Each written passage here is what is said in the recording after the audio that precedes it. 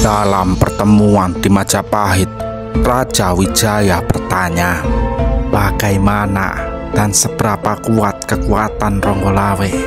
Patih Nambi pun berkata, para pengungsi juga mengadukan bahwa Ronggolawe telah berhasil memaksa pemuda-pemuda dari daerah utara itu untuk bergabung dengannya.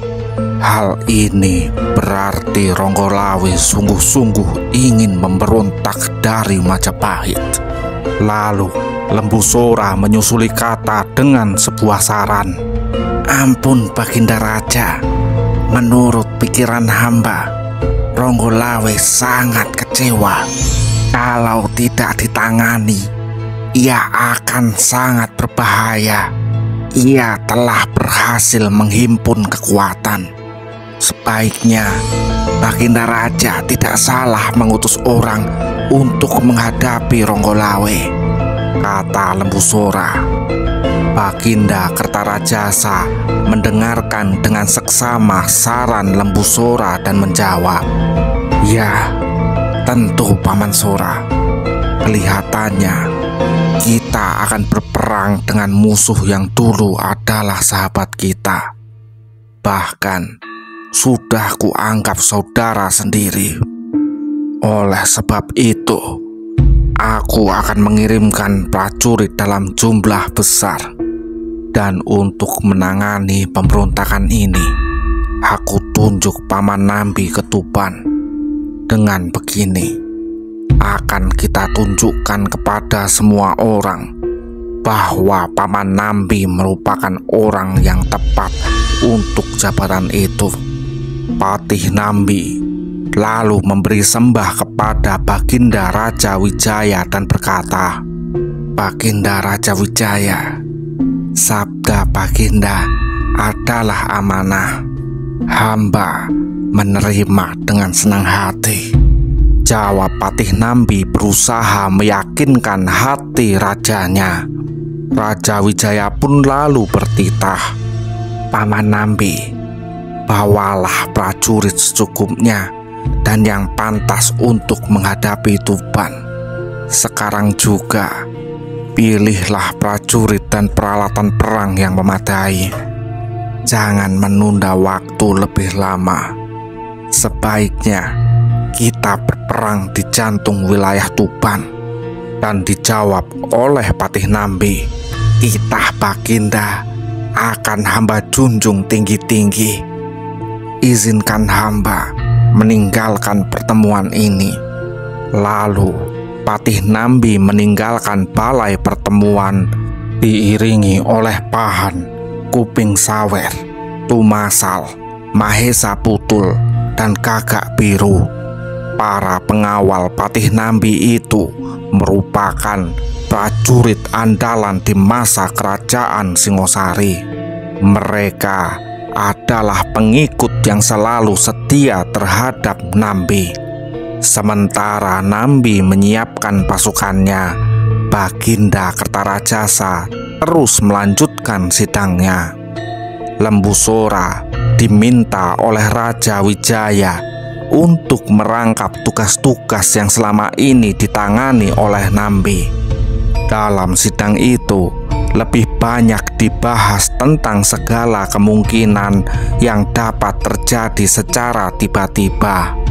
Dan dikarenakan Lembu Sora merupakan orang yang telah berpengalaman sebagai abdi di kerajaan Singosari, ia dapat meyakinkan Raja Wijaya untuk sementara waktu mengambil alih tugas Patih Nambi. Sidang yang berlangsung kali itu merupakan sidang darurat untuk membicarakan dan memutuskan sikap terhadap Ronggolawe sang adipati Tuban itu. Rapat memutuskan untuk mengirim pasukan ke Tuban dalam hal memberi penerangan dan menyadarkan Ronggolawe agar jangan bertindak kerusa-kerusu. Baginda berkenan menerima dan memperhatikan usul Ronggolawe. Namun karena sudah terlanjur mengumumkan pengangkatan Nambi sebagai Patih Amangkubumi, Sebagai seorang raja yang harus memegang kewibawaan Sabda Pandita Ratu, Baginda tak bisa membatalkan pengangkatan itu dan tetap akan memberi kesempatan pada Nambi. Apabila ternyata Nambi memang tak cakap, Baginda tentu akan segera membebaskan kedudukannya sesuai dengan tuntutan Ronggolawe.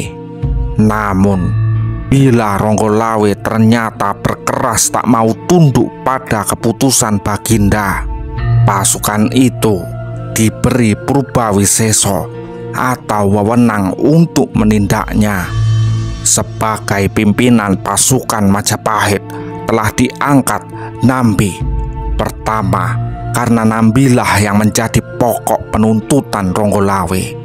Dan yang kedua, agar Nambi dapat membuktikan diri bahwa ia cakap memimpin pemerintahan dan menjaga keamanan negara. Matahari bersinar terang dan cahaya tampak berada di atas kepala. Hal itu berarti hari memasuki tengah hari. Di halaman rumah Nambi telah berkumpul 900 orang prajurit. Mereka terdiri atas pasukan tombak, pasukan pedang, pasukan panah, pasukan berkuda, dan pasukan gajah. Patih Nambi duduk di punggung salah satu pasukan gajah. Ia mengenakan pakaian kebesarannya sebagai panglima perang.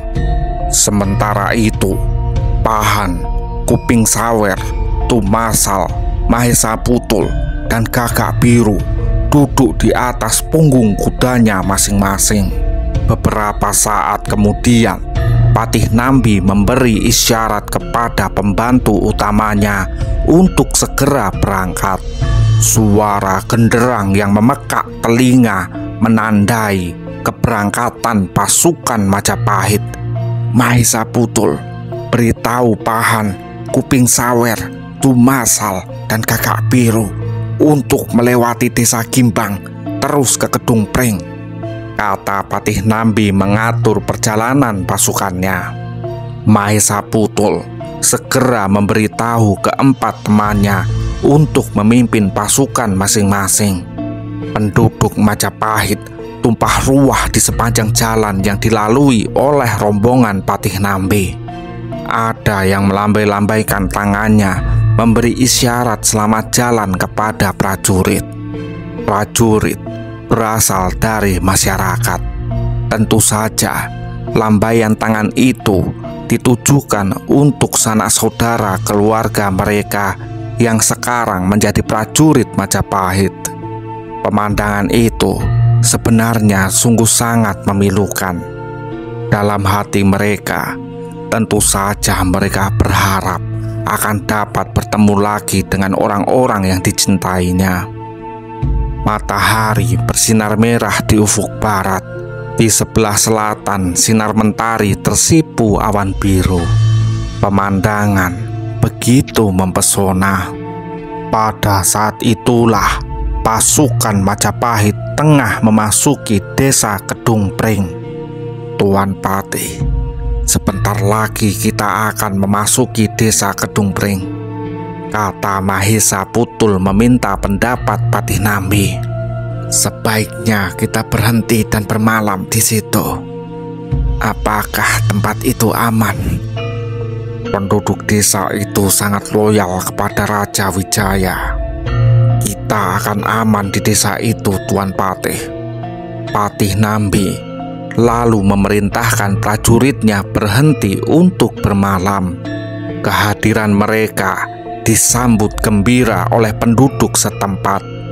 Hampir setiap keluarga memberikan sesembahan berupa makanan dan minuman kepada semua prajurit Majapahit. Keesokan harinya, rombongan Patih Nambi melanjutkan perjalanan lagi menuju ke Kabat. Jarak antara Kedung Pring ke Kabat tidak terlalu jauh dan dapat ditempuh dalam waktu setengah hari saja.